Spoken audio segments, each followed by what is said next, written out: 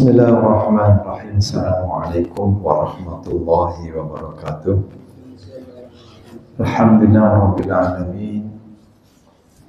Wassalatu wassalamu ala asyrafil anbiya'i wal mursalin wa ala alihi wa ashabihi ajma'in wa ba'du. Bapak-bapak, saudara-saudara sekalian yang dirahmati Allah Subhanahu wa taala. Pada kesempatan kali ini kita masih bisa bermuajahah, bertatap muka dalam rangka menjalankan sholat maghrib berjamaah di Masjid Hubbul Huda. Semoga Allah senantiasa tetap terus menetapkan kecintaan kita terhadap petunjuk sesuai dengan nama daripada masjid ini, Hubbul Huda, cinta petunjuk. Mudah-mudahan dan datangnya kita ke Masjid Hubbul Huda senantiasa Allah Subhanahu wa taala tetapkan keimanan, keislaman kita, dan juga tetapkan petunjuk untuk selalu cinta terhadap petunjuk Allah Subhanahu wa taala. Karena petunjuk itu kalau nggak didatangi, dia juga tidak akan ini ya. Karena ada istilah taufik hidayat. Taufik nama orang. Taufik hidayat. Itu kan bisa taufik itu dari kata wafaqa yuwaffiqu. Ya. Dalam hadis juga ada. Idza aradallahu bi'abdihi khairan yuwaffiqu Allahu li amalin sholihin. Itu jadi jika Allah menghendaki hambanya itu menjadi orang baik, maka Allah Subhanahu wa taala akan berikan taufik untuk dia bisa melakukan amalan soleh ya qabla al-maut, sebelum meninggalnya. Jadi gitu. Jadi kalau Allah menghendaki maka taufik itu artinya menyesuaikan diri kita dengan petunjuk Allah, menyelesaikan. Jadi menyesuaikan kita. Bagaimana kalau seandainya dia tidak mau menyesuaikan, kapan dia akan mendapatkan petunjuk dari Allah? Kalau dia tidak taufik dulu, ibarat kalau ya bunga, ya tanaman, itu kalau diletakkan di tempat yang gelap, ya dia akan tumbuhnya mengarah ke arah ke cahaya. Artinya cahaya itu petunjuk, ya kan? Nur, nur itu cahaya. Nah, oleh karena itulah maka taufik dan hidayat ini selalu bergandengan, tidak bisa dipisahkan. Maka dari taufiklah lalu Allah Subhanahu wa taala memberikan petunjuk kepada seorang hambanya untuk melakukan amalan soleh sebelum kematiannya. Nah itu, baiklah sebelumnya marilah kita sampaikan sholawat juga salam kepada baginda Rasulullah SAW. Ya, karena sholawat ini tentunya yang diperintahkan oleh Allah dalam surat Al-Ahzab ya 56 selalu disampaikan oleh khatib-khatib di Jumat. Innallaha wa malaikatahu yusholluna 'alan nabi ya ayyuhalladzina amanu shollu 'alaihi wa sallimu taslima. Sesungguhnya Allah dan para malaikatnya bersolawat kepada Nabi. Setelah Allah memberikan contoh, malaikat-malaikat juga melakukan solawat, baru Allah perintahkan. Kalau semua perintah itu langsung Allah perintahkan, langsung Allah khitobkan dari baik di dalam Al-Quran maupun di hadis qudsi. Tapi khusus sholawat di surat Al-Ahzab ayat 56 itu Allah memberikan contoh, para malaikat melakukan yang mengikuti Allah, memberikan sholawat kepada Nabi. An-Nabi, kalau An-Nabi ada al itu artinya ma'rifat. Kalau dalam bahasa Inggris ada the, artinya diketahui. Artinya siapa Nabi di sini? Nabi Muhammad Sallallahu Alaihi Wasallam. Baru Allah perintahkan kepada kita, shollu ya ayyuhalladzina amanu. Nah, diawali dengan amanu. Artinya apa? Tidak beriman orang yang tidak mau bersolawat kepada Nabi. Ya, minimal 5 kali dalam sehari. Di dalam sholat pasti kita sholawat kepada Nabi Muhammad dan keluarganya. Begitu pula kita melakukan sholawat Ibrahimiyah, sholawat kepada kakek moyangnya Nabi Muhammad, yaitu Nabi Ibrahim alaihi salam. Nah, oleh karena itu maka kita sampaikan sholawat. Dan sholawat itu disebutkan Quraisy Shihab ya dalam itu pernah menyatakan ya bahwa sholawat itu jangan hanya kepada Nabi saja, ya, tambah dengan sholawat kepada keluarganya, ya, kepada keluarganya itu juga harus. Ya, makanya di dalam sholawat yang kita baca di tahiyat itu selalu digandengkan dengan keluarganya. Allahumma sholli ala Muhammad wa ali Muhammad. Ya Allah, ya berikanlah kebahagiaan salawat ya sallallahu alaihi wasallam kepada Nabi Muhammad dan juga keluarganya. Ya, kama sholaita sebagaimana. Nah, sholawat ini artinya juga bisa artinya kebahagiaan, bisa juga artinya bisa ya kalau assalam keselamatannya. Assalamu alayka ayyuhan nabiyyu. Ya, seolah-olah Nabi masih hidup. Tapi di sini menggunakan dhamir mukhatab. Dhamir mukhatab itu artinya dhamir yang orang itu ada di depan kita. Kata ganti kedua. Nah, kata ganti kedua. Kata ganti pertama kan saya. Kata ganti kedua kamu. Jadi assalamu alayka. Ya kan? Salam sejahtera atasmu wahai Nabi. Berarti ke Nabi Muhammad, beliau sudah wafat. Tapi kan sudah ada di dalam hadis Nabi bahwa di sini Nabi pernah memerintahkan kepada kita aktsiru fihi ya bisolati alayya, banyak-banyaklah membaca sholawat atas Nabi Muhammad SAW di hari Jumat ya. Terus sahabat kemudian bertanya, ya, wa kaifa ya salatuna ya tuballighuna ilaika ya Rasulullah, ya wa kaifa tuballighu salatuna ilaika ya Rasulullah, bagaimana sholawat kami bisa sampai kepadamu? Lalu Rasulullah menjawab, inna ajsaba wa qad arramta, sedangkan engkau sudah meninggal atau sudah berkalang tanah, qad arramta. Lalu Nabi menjawab, inna ajsadal anbiya'i ya, la yakulul ardu, ya, bahwa la takulul ardu atau tidak hancur dimakan oleh tanah. Sesungguhnya jasad para nabi itu tidak hancur dimakan oleh tanah.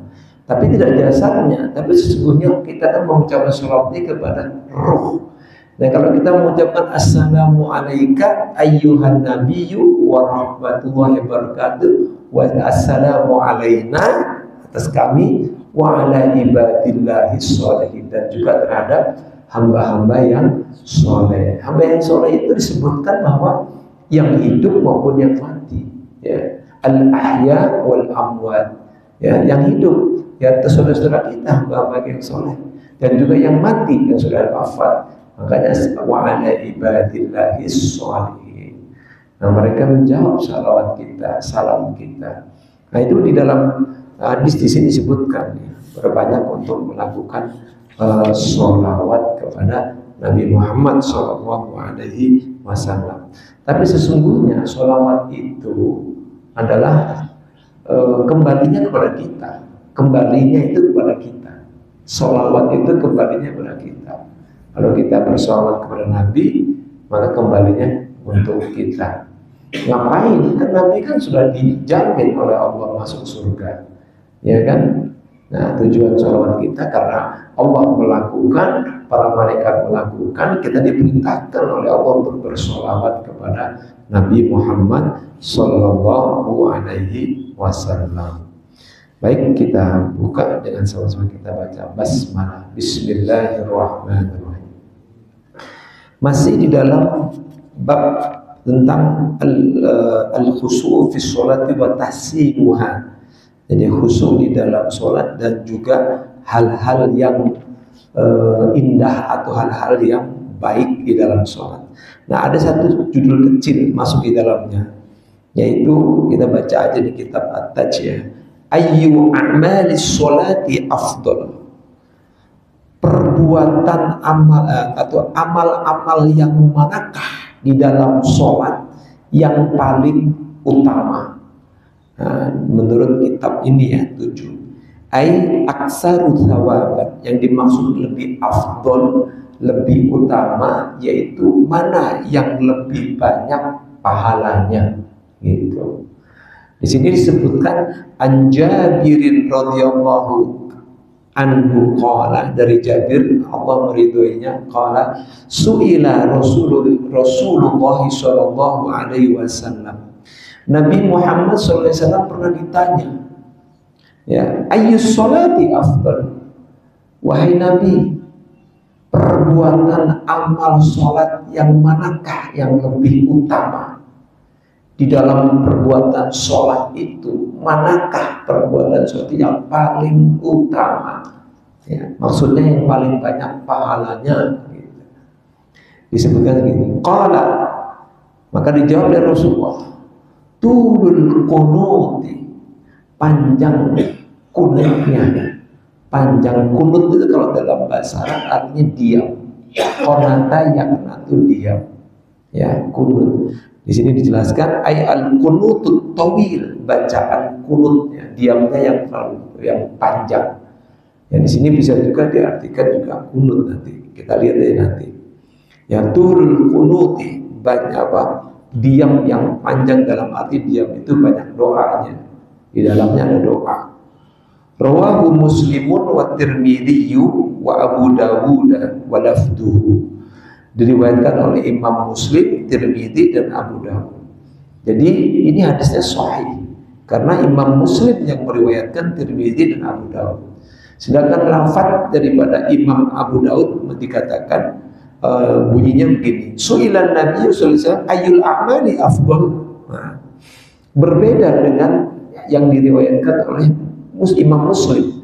Tapi kalau Abu Dawud redaksinya ayyul a'mali afdal, perbuatan, ya, perbuatan apakah yang paling utama di dalam sholat? Qala, Rasulullah menjawab, tulul qiyam, ya, diri yang lama, berdiri yang lama. Ya, disebutkan begitu. Jadi ada dua pendapat nih. Kalau tadi kan kunut artinya diam yang lama, nah ini berdiri yang lama. Atau kunut bisa juga diartikan berdoa yang panjang, kayak apa? Tulul qiyam, ya, nanti ada kaitannya dengan kunut, doa kunut di bawahnya nanti.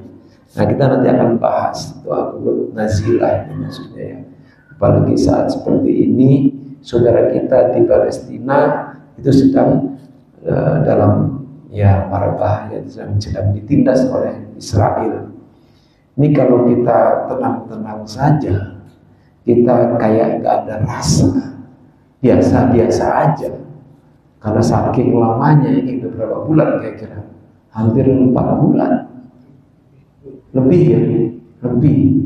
Itu sudah meninggal syahid 138.000 orang mati syahid. Dan kemarin saja ketika tentara-tentara Israel masuk itu ke daerah Gaza, itu bantai lagi. Belum yang tiba-tiba ada pemakaman massal, ya, pembantaian. Ya Allah, anak-anak, apa, ibu-ibu yang tidak pakai senjata, yang rakyat kecil yang tidak berdosa, yang tidak tahu apa-apa. Tapi mereka sungguh luar biasa, tidak takutnya. Jadi bom itu di depannya itu udah kayak petasan aja, gitu. Lari gitu aja. Ya Allah, sedih kelihatannya. Kalau saya ya setiap hari Ya kalau ngimamin di sana, saya selalu doa kunut untuk mereka. Saya sampaikan doa untuk mereka. Nanti kita akan ditanya ya, seberapa jauh keterlibatan kita terhadap penduduk Palestina, Muslim saudara kita. Ya, minimal doa lah, jangan diam. Atau minimal kita tidak senang ya, dengan kondisi seperti itu. Ya Allah, itu kan saudara kita Muslim. Ya, coba bayangkan, negara di dunia gak ada yang bisa berbuat apa-apa, ya kan, membom, cuman bisanya melaknat. Ya, bahkan ada beberapa menteri ya di sana, Pak ya, menterinya Perdana Menteri Benjamin Netanyahu juga mengundurkan diri, tidak mau ya. Ada tuh. Dan di Eropa juga ada banyak gitu ya orang-orang yang sudah membela ya Palestina, tapi dalam rangka hak asasi manusia ya diantaranya. Apalagi kita sebagai saudara Muslim yang innamal mu'minuna ikhwatun, sesungguhnya orang mukmin itu bersaudara. Maka kalau bersaudara, ya kan dalam hadis sebutkan, ya kan, idza ya, al mu'minu lil mu'mini kal bunyanil wahid yashuddu ba'duhu ba'da. Orang mukmin terhadap mukmin yang lainnya bagaikan bangunan ya, yang saling menguatkan bagian yang lain dengan yang lainnya. Jadi itu hadis itu. Tapi nyatanya sekarang ya begitu ya, kita kalah dengan negara kecil yang di belakangnya negara besar dengan senjata yang luar biasa canggih itu ya. Ya, banyak hadis-hadisnya. Ada juga yang mengatakan al-mu'minu kal jasadil wahid. Orang mukmin itu seperti satu tubuh. Idza tada'a udhun tada'a sa'ir jasadihi. Apabila salah satu dari tubuh itu sakit, maka akan terasalah ya, serasa sakitlah semua tubuh itu. Itu yang harusnya seperti itu, ya kan, orang mukmin itu. Ya minimal kita benci, minimal kita sedih, minimal kita juga doa tentunya.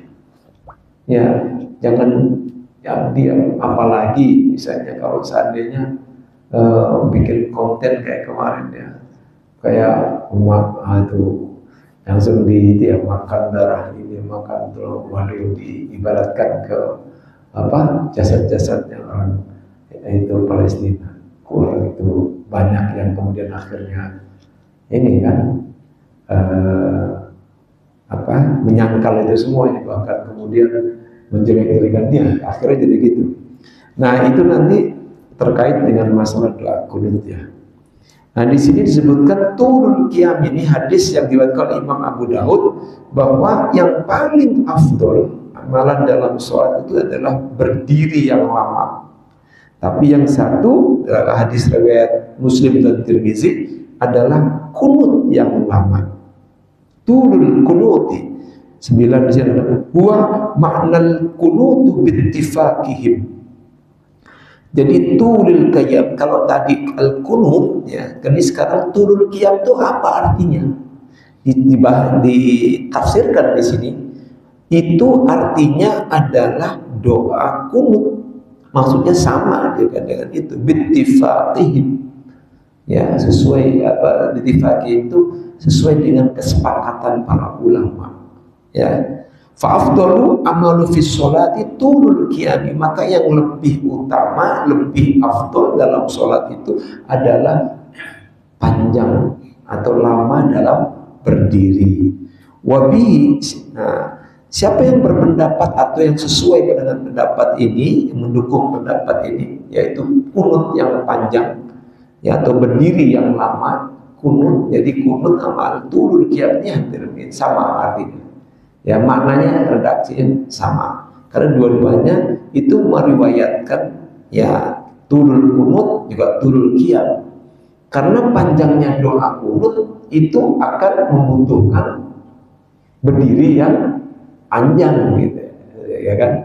Baik, wabihi qala Syafi'i, Imam Syafi'i ya yang berpendapat seperti ini, yang sesuai dengan pendapat ini, bahwa kunut yang panjang. Wa Abu Hanifah, Imam Abu Hanifah juga berpendapat, ya, dengan waqala Ibnu Umar wa jama'atun Ibnu Umar dan sekelompok para sahabat, ya, berpendapat inna sujuda afdol, sejujurnya sujud itulah amalan yang paling afdol. Jadi ini banyak nih ya, tapi bukan berarti ini kemudian melebihi ini, tidak, tapi arti semuanya ada porsi-porsinya di mana Allah Subhanahu wa taala lebihkan pahalanya di situ. Maka boleh kita melakukan dua-duanya. Ya, di sini sujud yang lebih afdol. Karena di dalam sujud ada hadis yang mengatakan, ya, aqrabu ma yaqulul abdu min rabbih wa huwa sajidun. Ya, posisi yang paling dekat seorang hamba terhadap Tuhannya yaitu pada saat sujud, menjatuhkan kepalanya di atas tanah, ya, dahinya diletakkan di tanah, menghambakan diri kepada Allah dan menghinakan dirinya bahwa kita ini benar-benar tidak ada apa-apanya, bahwa kita ini adalah terbuat dari tanah yang kelak akan hancur juga sebagai tanah. Maka Allah lah yang maha besar. Maka dalam sholat banyak bacaan Allahu Akbar, Allah lah yang maha besar. Dan pada saat kita sujud, pada saat kita rukuk, ya, di sunnah yang muakkad, ya, bahkan ada yang bacaannya ya sunnah muakkad, yaitu baca, ada yang yaitu rukun juga, ya, baca tasbih subhana rabbiyal a'la wa bihamdi, maha suci Tuhanku yang maha tinggi, wa bihamdihi, dan segala puji baginya. Maka ada yang mengatakan pada saat sujud lebih utama bacalah tasbih, pada saat rukuk bacalah tasbih, ya, dan juga ada tasbih yang ada doanya ujungnya, doa boleh. Dan subhanallah bihamdika, ya Allahumma firli, ya, maha suci Tuhan, maha suci Tuhanmu, ya, wa bihamdika, dan segala puji bagimu, Allahumma firli, ya Allah ampunilah dosa-dosaku. Itu satu kali, itu bacaan doa rukuk, bacaan enggak sujud. Ya, boleh juga subhana rabbiyal azim wa bihamdi 3 kali. Ya, kalau di mazhab Syafi'i, subhana rabbiyal a'la wa bihamdi 3 kali. Tapi kalau yang subhanallah bihamdika Allahumma firli, itu hanya 1 kali dibaca cukup, ya. Nah, pada saat misalnya kita posisi sedang berdiri, lalu kemudian kita misalnya posisi kita dalam posisi baca Fatihah misalnya, ya, dalam posisi Fatihah, karena kalau mazhab Syafi'i kan kita semua diwajibkan rukun membaca surat Fatihah sekalipun dia berjamaah. Walaupun ada juga yang berpendapat ketika sudah mendengar imam membaca Fatihah itu sudah dianggap membaca. Tapi kan secara teksnya di dalam hadis itu kan dikatakan la sholata liman lam yaqra bi fatihatil kitab. Tidak sah sholatnya yang tidak membaca surah Fatihah. Apalagi kalau dalam posisi sholat yang sir, diam, itu makmum harus baca Fatihah juga, ya, duhur, asar, itu baca Fatihah wajib, ya, karena nggak dengar Fatihah. Kalau kita dengerin imam ya nggak dengeran, gitu. Nah, kecuali yang jahat, ya, di rakaat pertama, rakaat kedua, di sholat Jumat, di sholat subuh, di sholat maghrib, dan sholat isya, dan sholat sunnah yang dikeraskan, ya kan, sholat tarawih. Nah, itu nggak apa. Baik, kemudian ada hadis lagi yang menguatkan tentang posisi yang lebih utama dalam sholat itu adalah sujud, yaitu alaika bikathratis sujud, ya, hendaklah atasmu ya atau wajib bagimu untuk memperbanyak sujud, memperbanyak sujud. Nah, makna di sini kasratus sujud. Nah, ini ada dua makna, ya ada dua makna ya. Kasratus sujud kita ada ke artinya bisa tulus sujud yang lama. Bisa juga sujud yang banyak, artinya banyak melakukan sholat.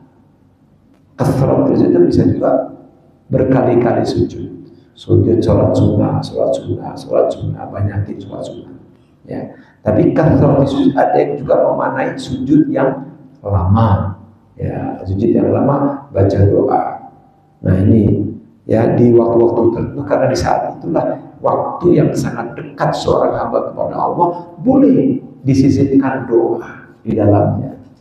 Ya, tapi doanya ada yang mengatakan yang maghfurah, ya, atau yang ada di dalam Al-Quran boleh.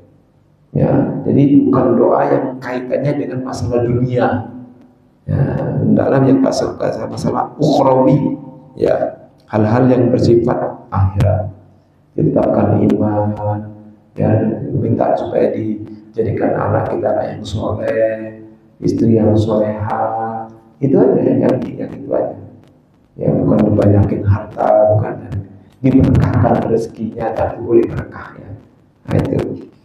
Nah ini kemudian allati taqaddama fi fadli sholat. Nah ini sudah pernah dibahas ya di dalam keutamaan sholat pada saat itu. Wa tawaqqafa Ahmad fi dzalika. Ya. Imam Ahmad juga sepakat dengan pendapat ini tentang banyak sujud, lama sujud. Imam Ahmad bin Hanbal ini kan banyak yang diikuti oleh saudara-saudara kita yang ya misalnya di Arab gitu ya, banyak kan Imam Hanbali ya, banyak sebanyak sujud, lama yang sujud, sehingga banyak orang-orang itu yang maaf ya jidatnya sampai hitam gitu ya. Nah itu menunjukkan, nah itu karena mereka memahami apa adanya yang ada di dalam surat Fatah ya, min atharis sujud, adanya bekas di dalam sujud. Nah, tapi ada juga yang memahami bukan itu ya, ada makna kontekstual. Maknanya bekas sujud itu artinya apa? Berdampak dalam kehidupannya, berdampak dalam akhlaknya, berdampak dalam ya, di wajahnya yang kelihatan cerah dan enak dipandang.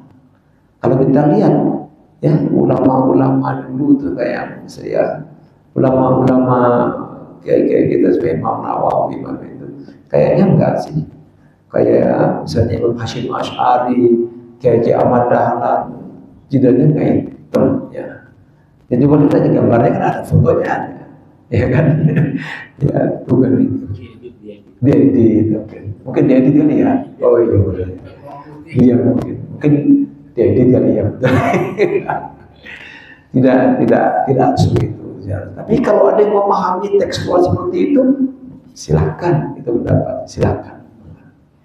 Nah, tapi ada juga beberapa dulu ada tabiin yang mengatakan, aku tidak menghendaki seperti itu, karena kalau masalah Ibnu Umar, khawatir diriku itu akan timbul riya. Ya itu ada, bisa juga gitu. Ya salah satu itu. Jadi yang saya pahami di dalam tafsir tentang surat Fatah tentang bekas sujud itu berdampak dalam perbuatannya.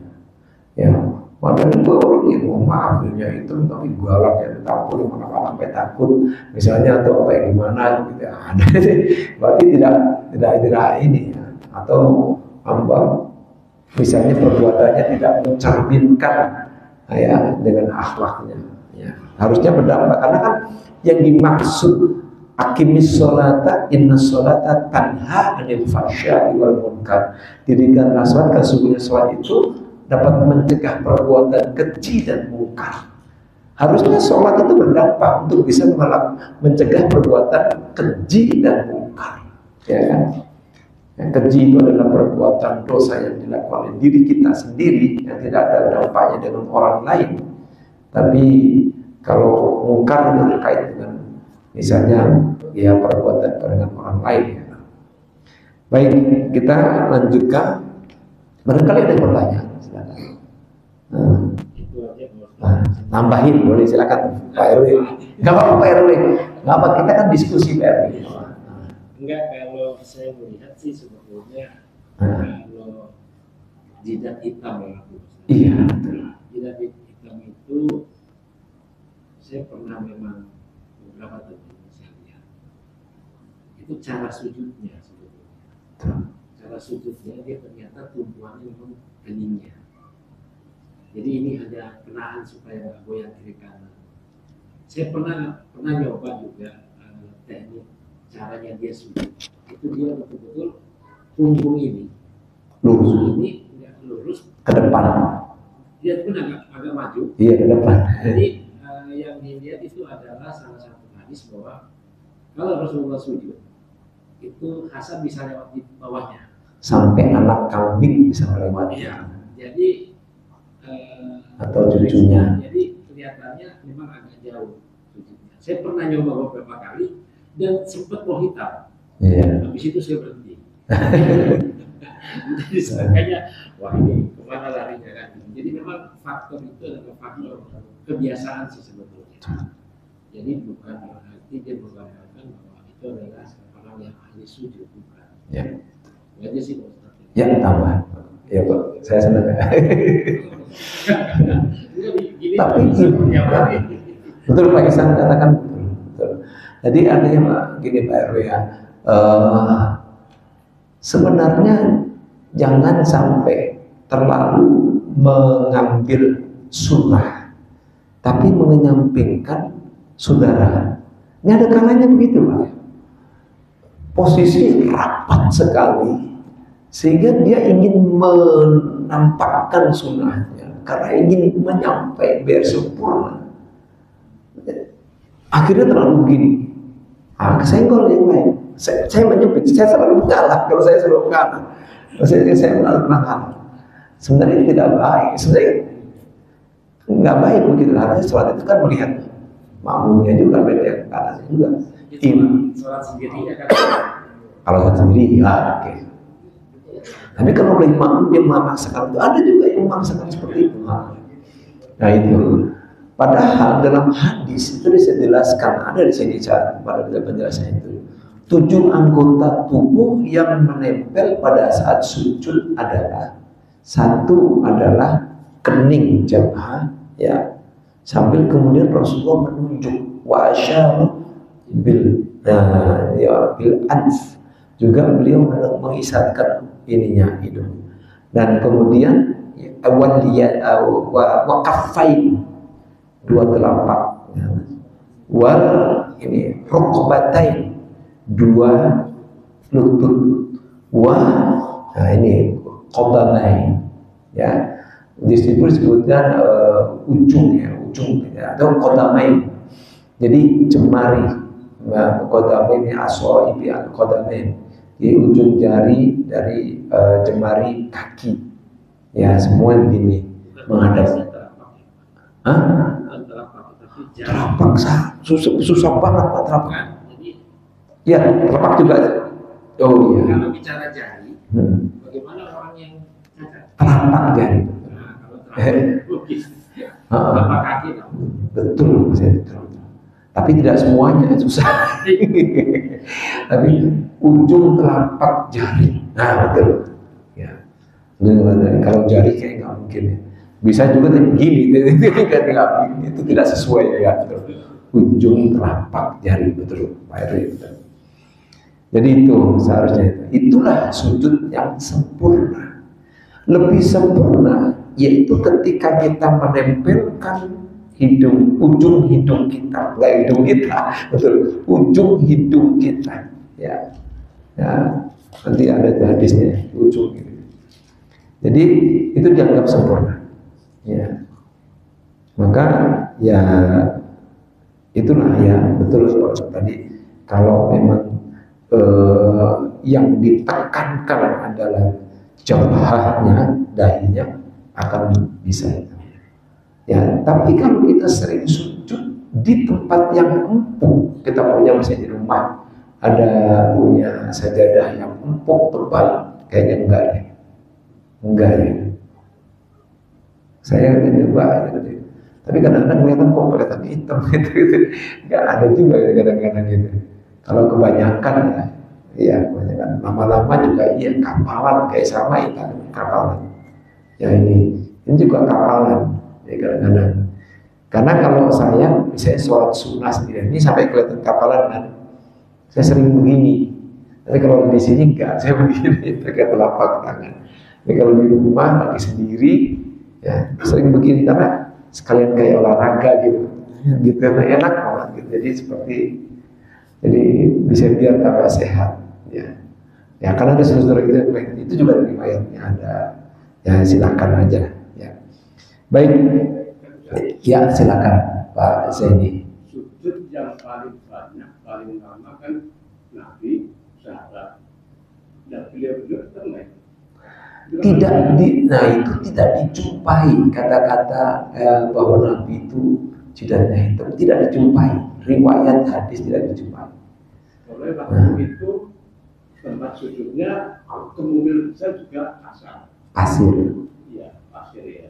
Jadi sujud yang paling lama kan beliau, Nabi, terus sahabat-sahabatnya, dan kondisi tempat sujud juga kasar. Berarti kan benar-benar potensi sekali untuk hitam. Dan yang sekarang dengan posisi sujud yang empuk dan kemungkinan juga entah lama atau nggak tahu juga ya, juga hitam gitu.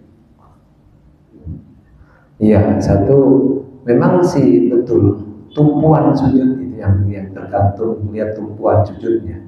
Ada kalanya kalau di paham Syiah itu kasih batu, ya itu lebih hitam lagi kasih batu, ya kan, itu lebih hitam lagi dan itu ya itu berpendapat mereka ya seperti itu supaya mereka tahu. Tapi itu dia bilang katanya itu batunya itu seperti ya mengikuti bagaimana ketika Husain itu dibantai gitu ya pada saat itu peristiwa Karbala sebagai rasa untuk merasa sedih lah atas pembantaian itu kan terjadi perdebatan yang sangat sengit ya di dalam teologi antara Syiah dengan Sunni itu kan lama juga itu ya, sehingga sampai sekarang ya karena mereka berpendapat bahwa menyampingkan sahabat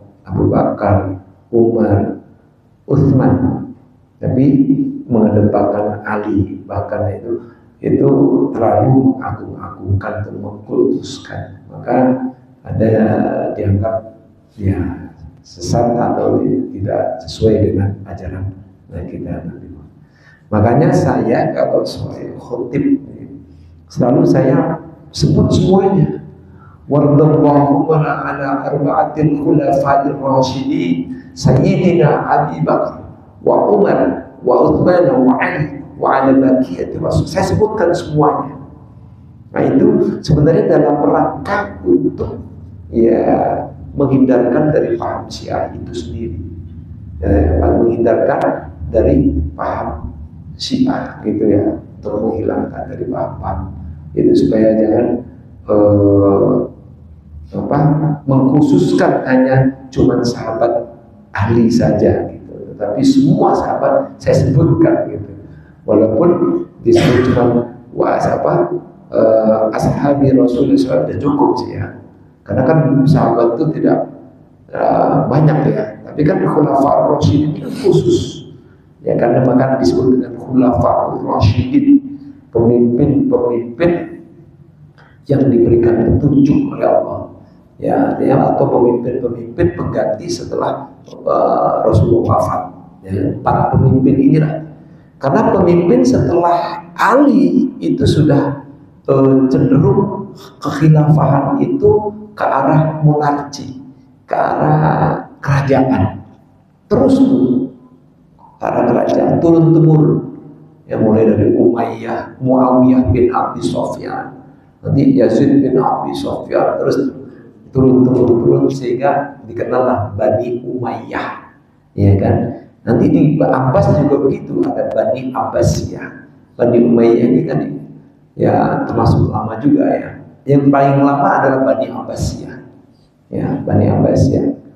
Dan juga sebenarnya Masjidil Haram dan Masjid Nabawi itu dulu pernah diurus oleh oleh ahli sunnah wal jamaah itu lama, selama 783 tahunan. Sementara yang sekarang ini yaitu Wahabi itu baru 83 tahun. Baru 83 tahun, baru 83 tahun, belum lama. Ya, belum lama. Belum satu abad. Karena Turki Utsmani itu masih ahli sunnah wal jamaah. Jadi kata Imam dan kata Ustaz Abdul Somad, itu dulu ada kunut sebelumnya. Ada kunut sebelumnya. Kalau tadi tanya Pak Zaidi, kalau boleh tambahin, tambahkan memang diriwayatkan memang yang ahli sunnah itu Rasulullah dan para sahabat. Terus kenapa nggak hitam keningnya kan begitu? Apa ada digambarkan? Tidak. Tidak. Nah, kalau itu kan tidak digambarkan, mungkin menghindari. Ada yang dihindari di situ. Jadi nanti mungkin aja orang yang dia memang membuat kepalanya atau jidatnya jadi jadi hitam, kemudian dia pakai sorban, dianggap dia ahli ibadah. Makanya hanya di surat ini kalau nggak salah dijelaskan tadi. Surat Fatah. Ya. Itu bahwa Rasulullah ya sujudnya yang lama dan panjang. Oh, ini hadis ya. Hadisnya kan itu aja. Tapi tidak menggambarkan bahwa Hitam. Bahwa tanda-tanda lama sujudnya adalah dengan keningan hitam. Itu juga bahaya sebetulnya karena bisa dimanfaatkan oleh orang-orang yang tidak bertanggung jawab. Betul. Sekarang banyak Habib juga nih Pak Ustaz. Iya. Udah pakai sorban, hidup panjang. Oke, ini udah. Jenggotnya panjang, udah dianggap udah. Saya jadi teringat, kenal Yusuf Roni, Ya. mantan pendeta. Bukan mantan pendeta ya, dia ngaku sebagai mantan muslim. Dia pernah ngomong, saya pernah dengar ceramahnya. Saya pernah datang ke suatu pelosok di Jawa, dia bilang. Lalu saya pakai jubah, lalu saya pakai ini. Wah, orang cium tangan pada saya. Dia bilang, padahal saya ngomong Arab. Ya, jadi seolah-olah ya memang betul. Ini bahaya, mengkultuskan seseorang itu juga memang bahaya. Karena banyak juga yang Habib-habib yang mengaku sebagai keturunan Nabi tapi untuk mencari dunia.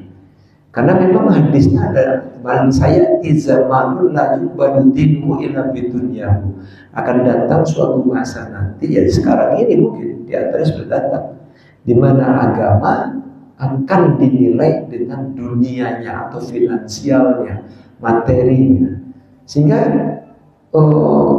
kalau kita misalnya pernah berkunjung ke makam-makam terkenal, saya pernah itu ya ziarah ya, ke makam-makam habaib itu seperti di Mampang, terus di Condet, sampai itu kemudian sampai di Tanjung Priok, kemudian itu ya sampai ke Tanjung Priok ya, terus sampai terakhir di luar Batam. Nah itu rame-rame ya sama teman-teman ya, naik mobil itu sampai kita beli makan ikan di luar Karang. Nah itu banyak juga orang-orang ya, ada juga tapi bukan yang di sana ya. Ada satu ya kalau salah di Condet itu yang mengaku sebagai Habib, dia lagi gitu duduk, dia langsung minta uangnya, kita kasih aja, tapi ya ala kadarnya. Nah itu yang dikhawatirkan begitu ya, itu malah justru merendahkan keturunan Rasulullah. Karena Rasulullah itu tidak boleh menerima zakat, ya kan? Haram bagi keturunan Rasulullah itu menerima zakat, haram ya. Rasulullah sendiri tidak mau, karena zakat itu sebenarnya kan kotoran. Kalau dilihat ya, artinya kalau harta tidak dizakati kan jadi kotor, kan begitu kan ibaratnya. Ya ibaratnya wajib dikasih ke orang lain gitu kan. Zakat itu kan artinya suci, bersih, membersihkan kotoran yang ada supaya bersih, ya zakatkan itu harta kan gitu ya kan. Oleh karena itulah pentingnya